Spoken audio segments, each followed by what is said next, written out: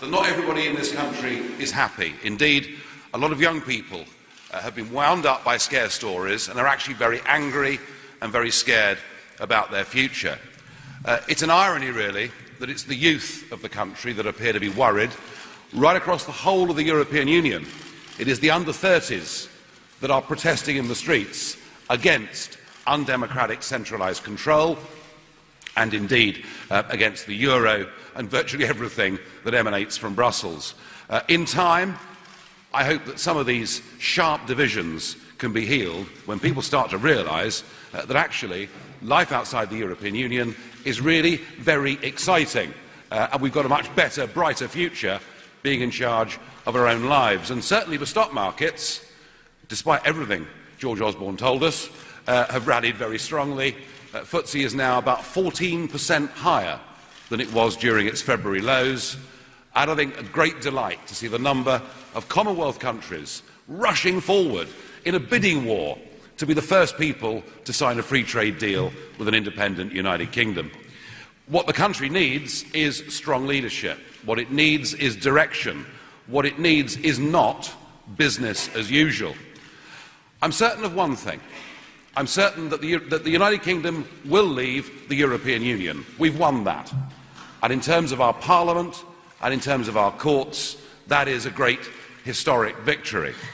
What I'm less certain of is what deal is this government going to cut.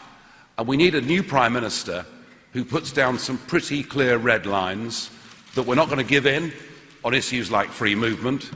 And we need a Prime Minister that will not sell us out to what is known as the single market, but effectively a big business protectionist cartel. So we need a vision from our new leader, a vision that shows we're going to engage with the world and turn us into an enterprise economy. And to do that and to achieve that, we need a team of negotiators that include figures from across the political spectrum, which reflects that Brexit vote, and crucially, we need some business people who know not only how the world works, but understand the importance of lobbying industry directly. We need to be lobbying the German car industry, the French wine producers, because next year, both France and Germany have general elections. It is pressure on Merkel, it is pressure on Hollande from within those countries that is likely to get us the best possible deal. And we need to go global, and there is no reason to wait for this at all.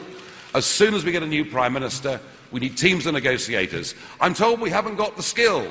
I'm told we haven't got the competence or the expertise within our own civil service, which I suppose is the price you pay when you give away the ability to run your own country. So let's headhunt them. Let's get them in from Singapore or South Korea or Chile or Switzerland or any of these countries who've managed to achieve far more in terms of global trade deals than we have as part of a European Union. So we are now in charge of our own future, and I want us to grab this opportunity with both hands. Now, one of the questions that is being asked is, what of UKIP? What is the future for UKIP after this result? Well, we've clearly established ourselves as the third political force in this country, and this year we've extended our elected representation to the Welsh Assembly and to the London Assembly. And there's no doubt that without us, without the growth in UKIP, there would not have been a referendum. And there's also no doubt that when it came to the ground campaign in this referendum, it was the People's Army of UKIP who were out there delivering the leaflets, putting out the posters and doing all that work that needed desperately to be done. And I do believe myself that it's UKIP and UKIP's messages that inspired non-voters to go out there and make the difference. Without UKIP, there is no way that the Leave vote would ever have got over the line. So UKIP needs to be strong. We need to be strong and push to try and make sure that this country gets the best possible terms. And in electoral terms, well, the party now has built up a very loyal following of people who want to go out and vote UKIP at every given opportunity. And they see us, our voters, they see us as being the one party that's actually prepared to stand up for ordinary, decent people. I feel that the deeper the crisis in the Labour Party becomes, and there's certainly no signs of that going away, and the further the Parliamentary Labour Party and the Labour leadership get away from their own voters, I feel perhaps that's where our greatest potential lies. UKIP right now is in a very sound financial position. I do believe we need some reform of its management structures. I think there's further professionalism that needs to be done.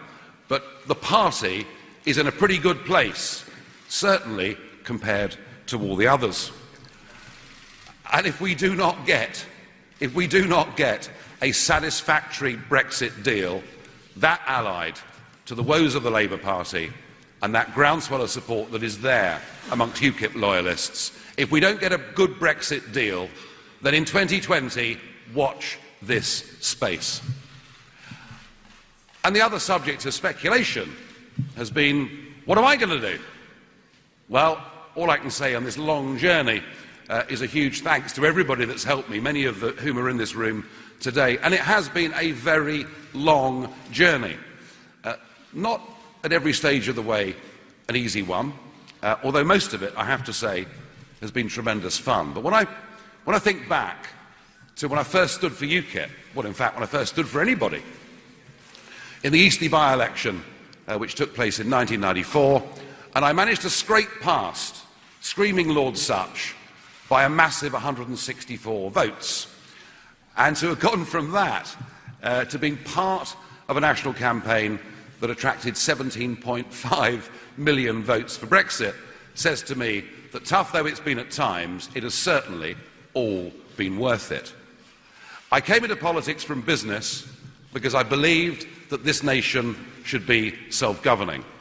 I have never been, and I've never wanted to be, a career politician. My aim in being in politics was to get Britain out of the European Union. That is what we voted for in that referendum 2 weeks ago, and that is why I now feel that I've done my bit, that I couldn't possibly achieve more than we managed to get in that referendum, and so I feel it's right that I should now stand aside as leader of UKIP. I will continue to support the party. I will support the new leader. I will watch the renegotiation process in Brussels like a hawk, and perhaps comment in the European Parliament from time to time. I'm also very keen to help the independence movements that are springing up in other parts of the European Union, because I'm certain of one thing: you haven't seen the last country that wants to leave the EU.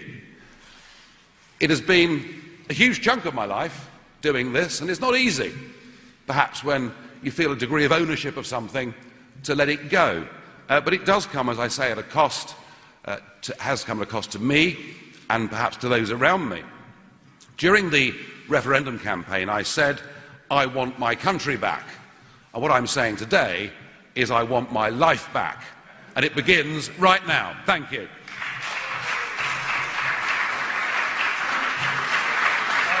Nigel Farage, formerly the leader of UKIP. In the last minute or two, he has just said he has done his bit. He is standing down as leader of that party. It is right to stand aside. It sounded like it is effective. You didn't, frankly, have the balls to put country before party.